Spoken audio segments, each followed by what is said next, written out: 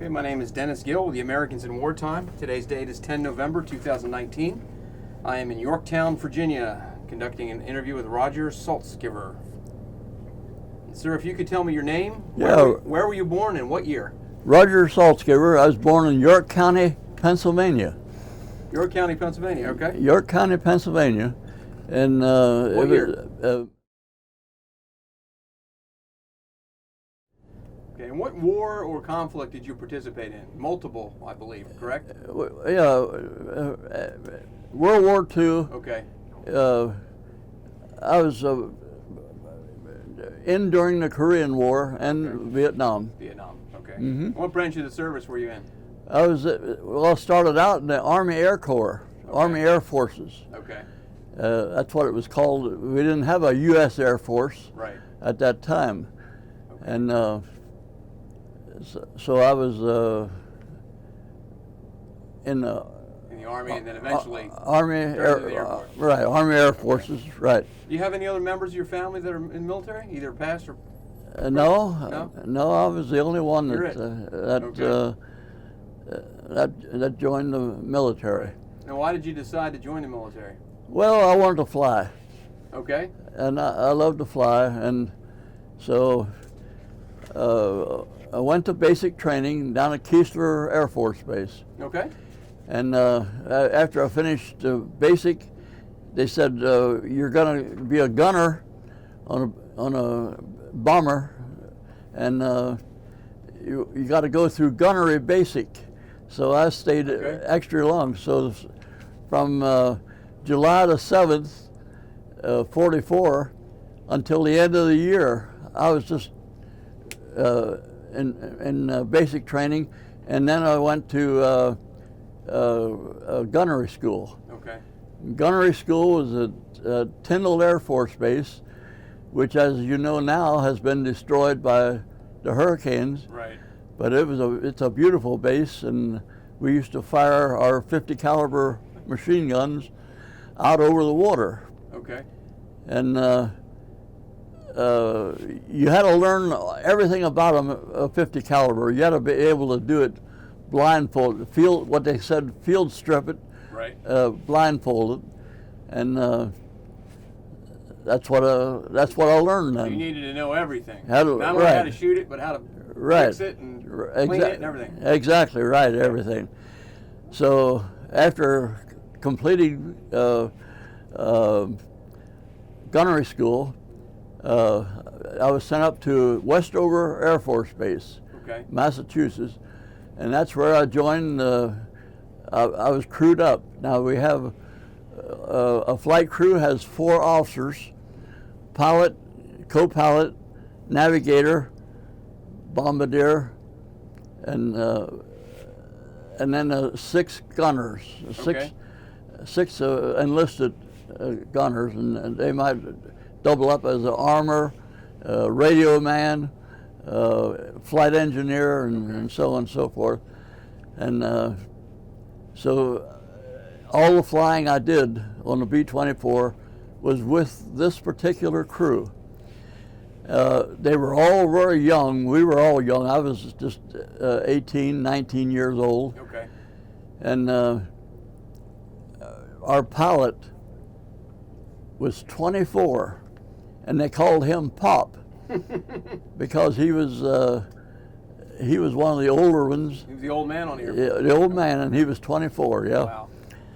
And now, what gun did you man? What gun was yours? Well, when I went to gunnery school, I was a nose gunner. Okay. Nose turret. Gotcha. But when I got on a crew, I was a waist gunner. Waist gunner. Waist gunner, yeah. Okay. And we flew all different type of missions here in the States. Did some bombing. We may have come down here to Plumtree Island, if you know where that is. Okay. Right outside of Pocosin, right here in our neighborhood. Gotcha. And that was a bombing range, and we bombed various islands off the coast of Rhode Island and Massachusetts and in that particular area. One of the flights that I remember distinctly was when, President Roosevelt died Okay. in April of '44. Well, our whole wing was called to fly during the ceremonies in Washington, Okay. in Washington, D.C. Right. We put up 30 B-24s and flew the formation over that while The funeral, where the funeral was going to the funeral Right. procession was going on down Pennsylvania Avenue or wherever it was. Right. Wow. And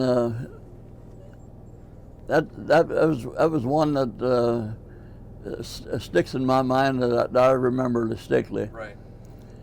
What was your secondary job on the aircraft? You were a gunner, but you said they would split you up and give you other Yeah, I was duties. assistant radio man. Assistant radio man. Okay. Yeah, Okay. yeah. When you're in the air and you're over target, your primary mission Right. would have been being away. The B-24 had a antenna, very unusual. It was a trailing antenna Okay. that would go out and go beyond the tail of the aircraft. Okay. And a lot of times they couldn't pull it in, and on landing it would snap off, and Right. we'd lose it. But yeah, that was quite a bit. I also saw, for the first time, I saw Niagara Falls at night, Okay. lit up from the air. In a B-24. In a B-24. Wow, that's a good story. Yeah, Wow. and So the whole time you're in the United States, you're training. all of it was done training. Sometimes we'd fly out over the ocean Okay. and fire guns, and I guess somebody, I don't know if it was our crew or some other crew, hit a whale, and this whale was upside down. He was dead, and the pilots just kept flying around him, and we were shooting and Shooting at it. shooting at this dead whale, and yeah. Huh. A bombing mission that I remember distinctly was, well, while the airplane is on the ground, you have safety pins in the bombs so that they won't explode while the aircraft is on the ground. Right. Right? While it's taking off. And okay, after it's airborne, the armor is supposed to come and walk through the bomb bay Right. and pull these pins out of the bombs. Yeah, and that arms the bomb essentially. Right, Okay. right. They're ready to explode at Right. that time. Okay. On this particular time,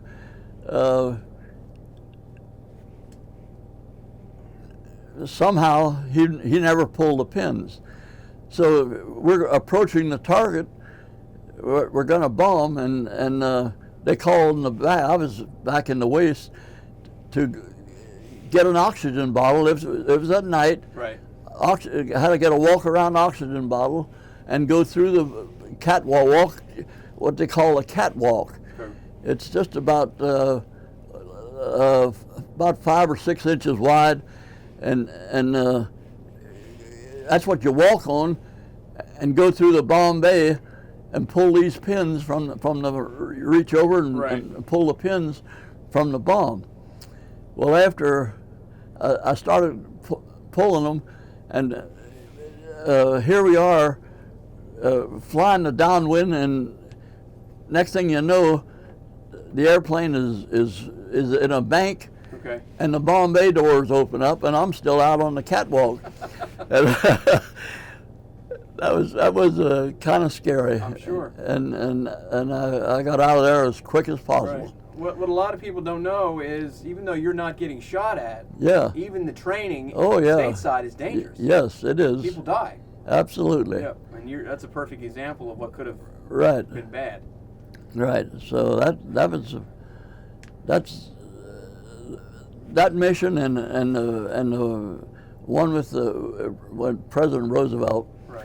are the two main ones of my flying. Right. Did you ever get orders to go overseas? Did you No, not gotten that far? no, but we were trained, still in training, Right. to go over. Never did go. Never got over. No. Okay. Now you stayed in the military, correct? After the war was over. Okay, after I wanted flying. I wanted to do some flying. So Right. I got out of the service for Okay. 18 months and used my GI Bill. I went Okay. out to the airport. They had some trainer aircraft Right. and some Piper Cubs and small single-engine aircraft. And I used all of my GI Bill and flew every day that I could. I loved to pilot an airplane. So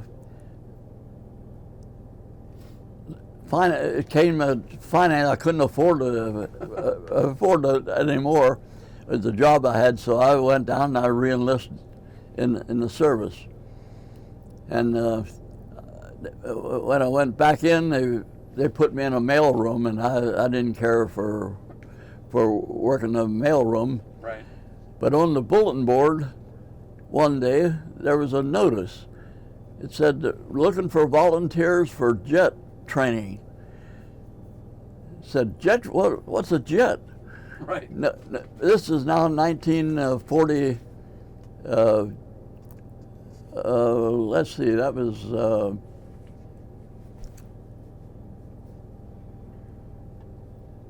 well, I don't know exactly what it was. It was about 48, I guess. It was after the war, Okay. and So you're in the Air Force now. I'm The Air in Force is already I'm in the Air Force, its own service. and I volunteered for this Jet training. So I went and learned jet mechanics Okay. on the jet engines and jet aircraft. And after I got through with that, they sent me down to Williams Air Force Base. Now, Williams Air Force Base was a trainer for these cadets that are future pilots. And they would start flying their primary training in Texas, and then come up to Williams Air Force Base, Arizona, and that's where we had the F-80. That was Okay. it was actually the pursuit. They called it that time P-80s because it was a pursuit plane, and T-33s, and I think one of our 7 astronauts was out there Okay. training at. He was an instructor pilot at the same time that I was there. Okay.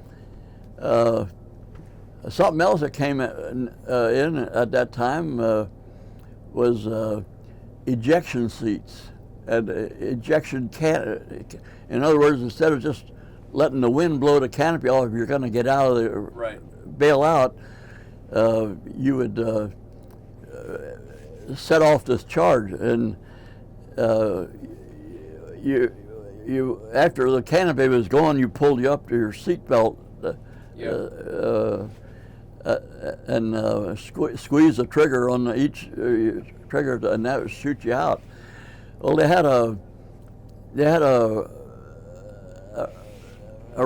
thing that on the ground at Williams that they were training where these cadets Right. had to get in there and explode the seat and feel what it's like to be blown out of a cockpit, because Right. up until this time now, if a pilot was in trouble, he had to just unbuckle it and crawl out over the side of the Right. Jump.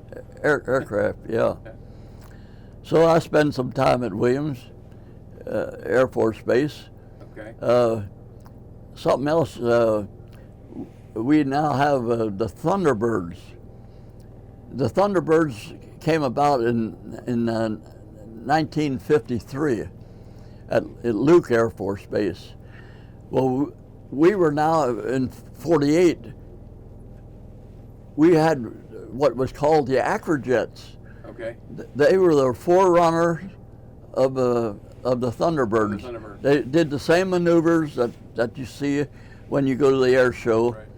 And Do you know who started that? and right, the Acrojets. Okay.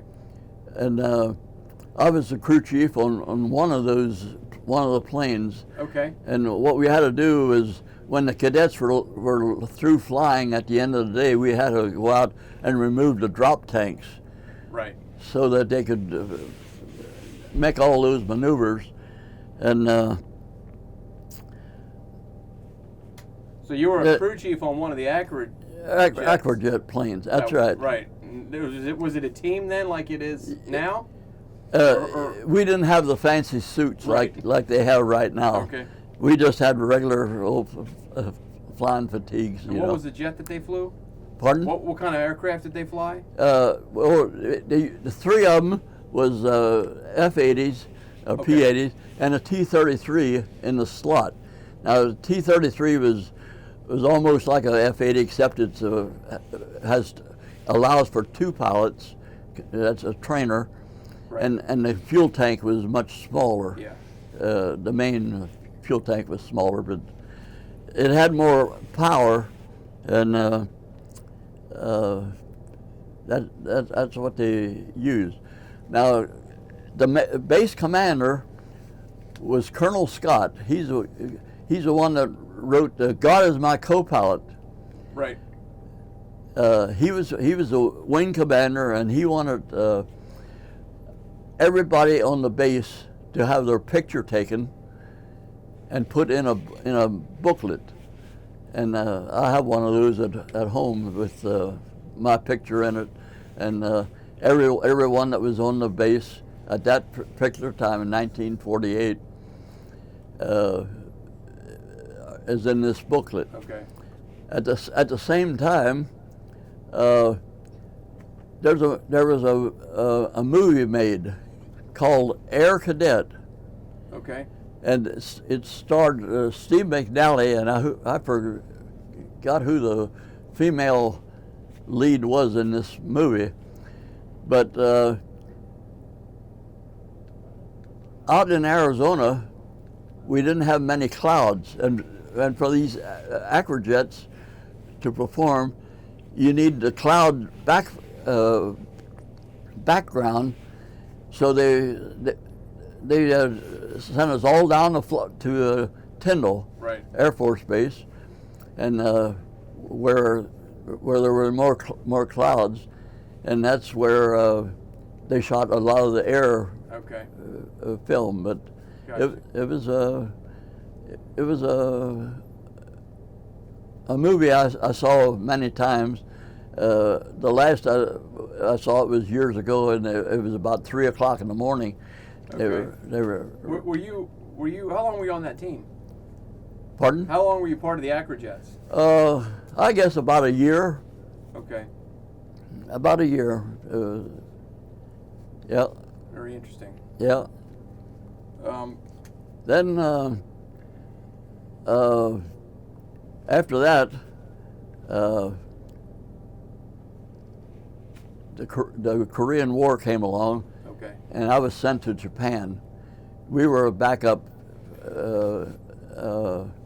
squadron in Johnson Air Base in Japan. Okay. To the ones in South Korea that were over there. So I didn't, nothing exciting during those 2 years. It was just. What did you do? Were you? I was just crewing in there. You were still crew chief? I was crew chief on F-94. Now, they were flying missions into Korea? They were backups. We were. Okay. Our pilots were just a backup in case they needed somebody, or pilots or planes, but they were just fighter aircraft, and that was in Japan. Okay. And then when I came back to the States and re-enlisted, I was an instructor. Okay. In Amarillo, Texas, and I stayed there 8 years. Wow. And which is almost unheard of, but right. It was almost. My job was almost like a regular job. I would teach these recruits that just come out of basic, and this is their first job, they're learning hydraulics or electricians or Right.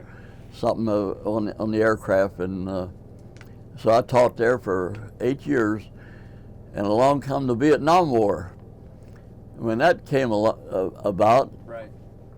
I was sent up to Langley, right here at Yep. Langley Air Force Base, and they asked me if I wanted to get back on flying status. I said I'd love to get back to flying. Right.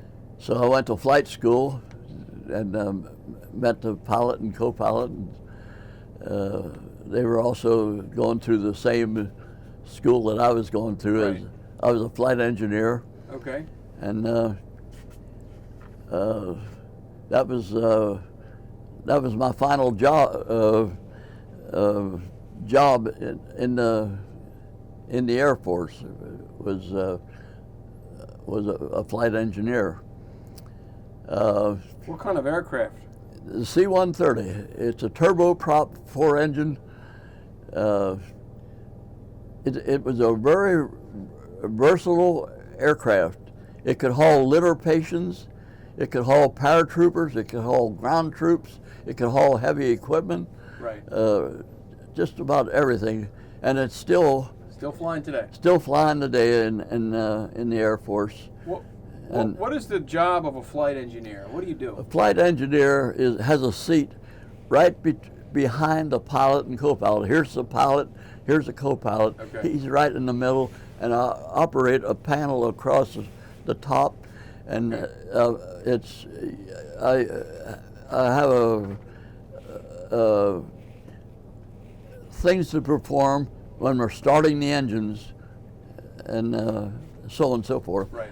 And any mechanical problems, I've tried to clean up if we can. A couple times we had Right. a flight. We were coming back to the States from Europe, and the temperature went to full hot. And I mean, it was so hot in there we couldn't cool it down. And some people were getting down to almost their shorts to fly, but I found a cannon plug, and I found what the problem was down underneath the flight deck. Right. And got it cool the cabin down so it would be comfortable to fly. But So you would troubleshoot any issues that came about while you were flying. Right. You fixed it in the air if you could. Right. Yeah, You flew in Vietnam? I mean, you were flying missions into Vietnam. Well, what it was, I went to. I was sent from Langley. Okay. By the way, we were all getting ready for combat. Vietnam. We had to go to sea survival and Okay. jungle survival and Right. all that. And the 3 squadrons were getting ready to go to the Philippines. Okay. 1 month before they left, the Air Force came and pulled me out of Langley and sent me to Guam. While at Guam, I was now in a weather outfit, Okay. doing the same thing in a C-130. And this is this Guam, flying in Guam, we had a top secret mission in Vietnam, weather-wise, and that was the enemy was coming down the Ho Chi Minh Trail, and they had bicycles, and they had ammunition strapped on their back. They used donkeys. They used Right. anything to bring ammunition down from North Vietnam and China. And our job now as weather was to make it rain and Okay. make it difficult for them to go down Ho Chi Minh Trail. So you had to make it rain. Right. How do you make it rain? Okay, we had a scientist aboard, and he had certain crystals that we put in the very pistol, and we got into you had to have clouds Okay. to make it rain. We got into clouds, and he'd shoot this very pistol of iodized salt, whatever it was all classified. Right. This was called Operation Popeye, and it was a top secret mission. And what we did was, when we landed at Da Nang, Vietnam, we had to fly one mission a day up the Ho Chi Minh Trail and back, and make it rain, and we had to do that 30 consecutive days before we went back to Guam. 30 days, and then later on, I got our crew got a call to go to not Laos, the other country there. Cambodia? Yeah, no, it wasn't Cambodia. And anyway, we flew from that base up the Ho Chi Minh Trail, did the same thing for 30 consecutive days. So I had 60 flights up the Ho Chi Minh Trail and back, making it rain. Yeah. Did it rain? Yeah, it did. It did work. Yes, it did work. I think some of the GIs on the ground weren't too happy with you. That's right. A lot of the ground pounders complained about all the rain. That's right. And we were the ones that made it rain. Right. Yep. Yep. Were there any threats of getting shot down, or were you so high that it didn't? If we were a target for any missiles or anything, we didn't know. We didn't see any. You didn't see any? No. So you're probably pretty high and out of the way. But before I went to Guam, we'd go from Langley. That's where we were based, here at Langley. We'd go to Panama for 6 weeks, a crew and take an airplane and go take it down to Panama. Out of Panama, Howard Air Base down there, we'd fly Central America or South America, and one of the things we did was deliver to the embassies. The embassies, the capital of all the countries, South America, has American embassies, and they need things that you get maybe from Walmart or something, a grocery store, and canned goods, and that's what we'd haul out of Panama and fly there. One time, our crew got a job to deliver a bulldozer in the jungle. Okay. And so we took off from Panama and landed at this Colombian air base. And there was a bulldozer, but they couldn't get it started. And the only way we could get it aboard the C-130, and if it weighed about 5,000 pounds, was they'd have to get it started and it has to be able to run, because it wouldn't do any good if we took it down in the jungle. So we had a colonel, a PR man, and he said, well, we got to find something to take down there. Right. What else do you have? They said, well, we have this road grader, a big road grader. It weighed 25,000 pounds compared to 5,000 pounds for the bulldozer. Right.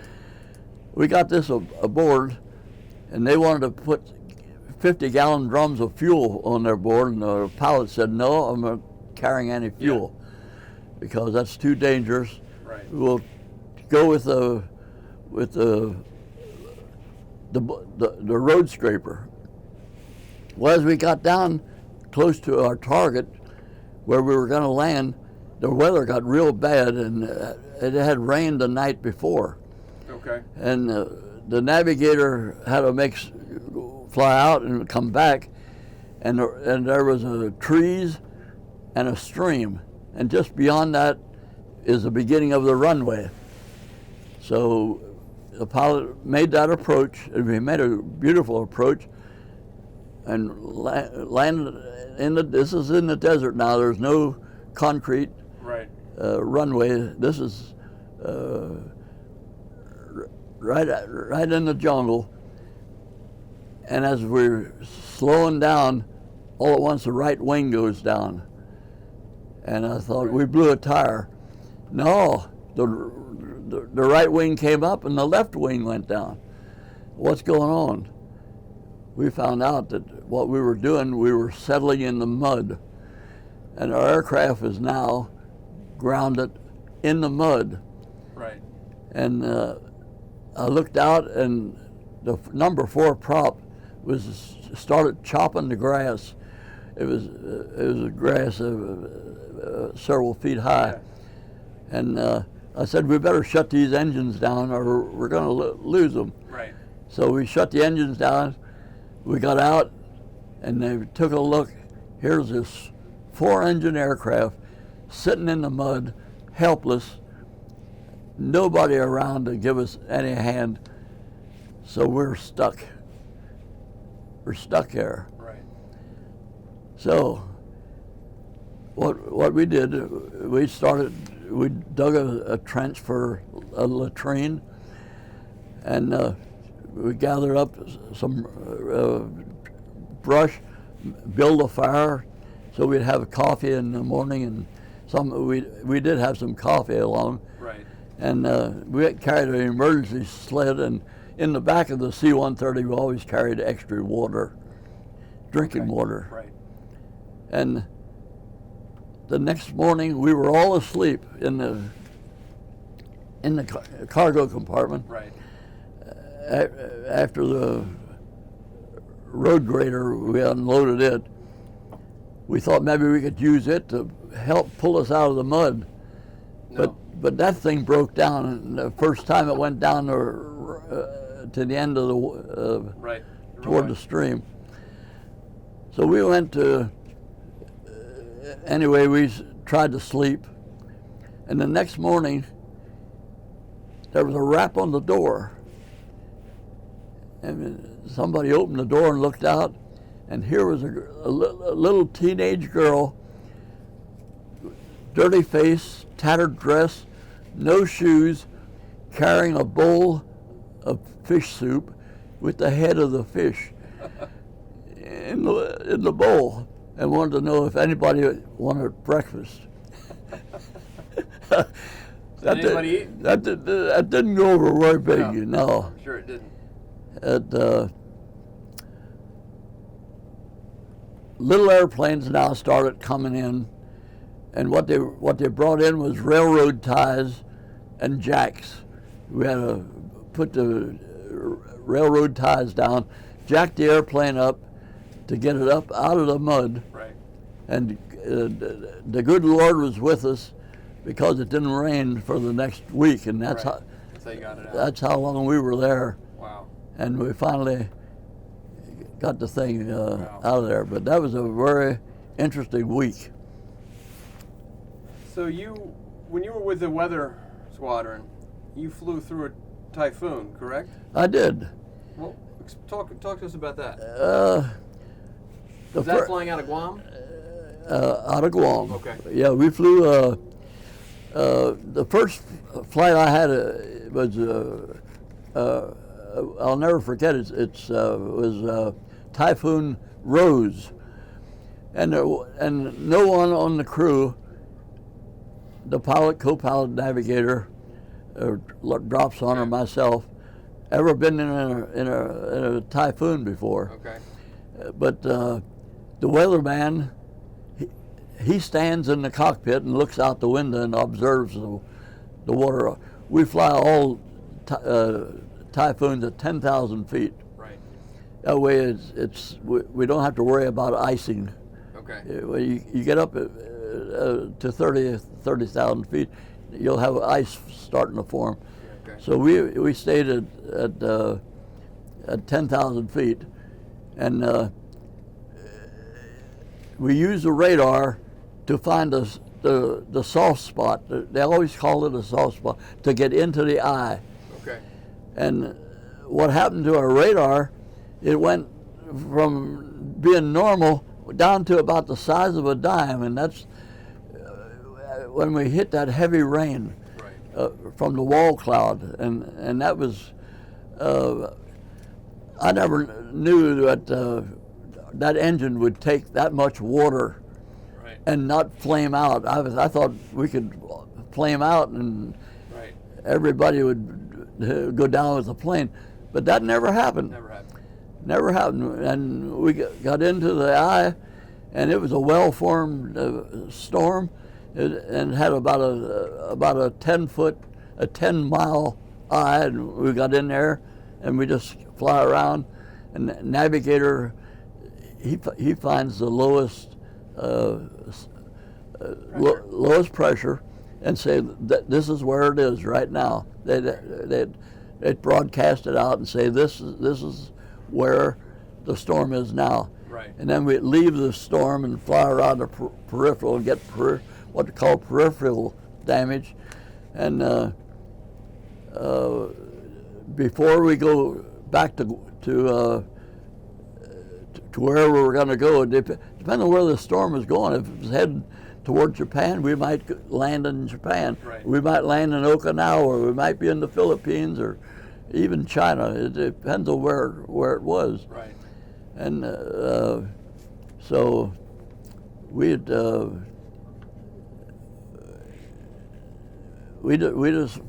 followed, and it turned out real well. Okay. Yeah, we never had any problems in the storm after that. Is that the only typhoon you ever flew in? Oh no, Flew no, we flew many Okay. of them. And some we'd land and say in Japan, we'd get up early the next morning and fly it again, the same storm. Okay. Depends on which way the storm.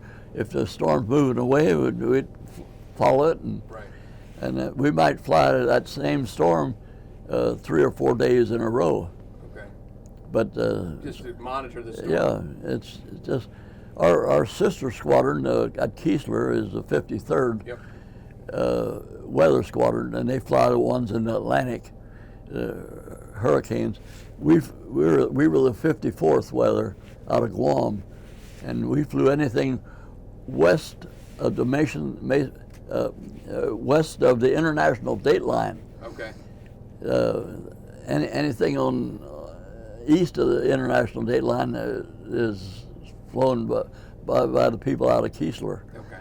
So Okay. it's not too many storms out in the middle of the, Yeah. right, but there are some that's formed right over Guam, and while we were there. But You get a chance to look back on your career and especially your experiences during wartime. How did that affect your life? You know. well, it really didn't affect it that too much. When I got out of the service, I went to Thomas Nelson. Is that the college? Yes. Thomas Nelson. I was in the first class of Thomas Nelson, Okay. and then I got a job. I took a postal exam, and I got a job as a postal clerk, and I was here at Lee Hall for about 14 years, running that. So it didn't affect my livelihood or anything, being in the service that long, and that's about it. If somebody were to watch this interview in 50 years or 100 years from now, what would you like them to know? I like them to know that we were the first ones to fly in a typhoon with a C-130. We were the first ones. Okay. And that's important. Yeah. Still doing it today. Still doing it today. Yeah. See, before that, they used reciprocating engine aircraft, Yeah. like the B-50 and B-29, but they wouldn't go into the eye. They flew around it and got most of the information. Something else about what we had, our aircraft were modified. It had a hole about 8-inch hole Okay. in the floor of the aircraft, and we had what they call a drop sun, and this drop sun was about about 15, 18 inches big, and about that big around. Okay. And that was, drop sun was dropped at certain areas. As soon as that went out of the aircraft, a chute opened, and Okay. it came down in a parachute, and it transmitted back to the plane the temperature, the pressure,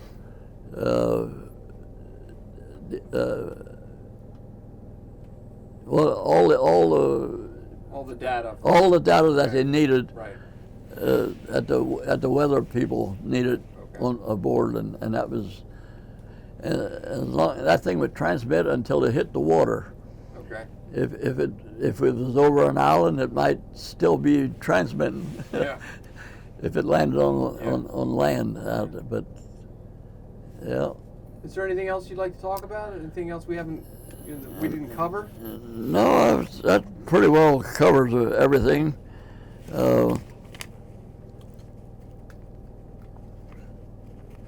You've got a pretty good story, and it sounds like you've had a pretty successful, interesting career. Yeah, You've done some things no one else. It was. Not many people can say they've done. Yeah, it was right. Very interesting.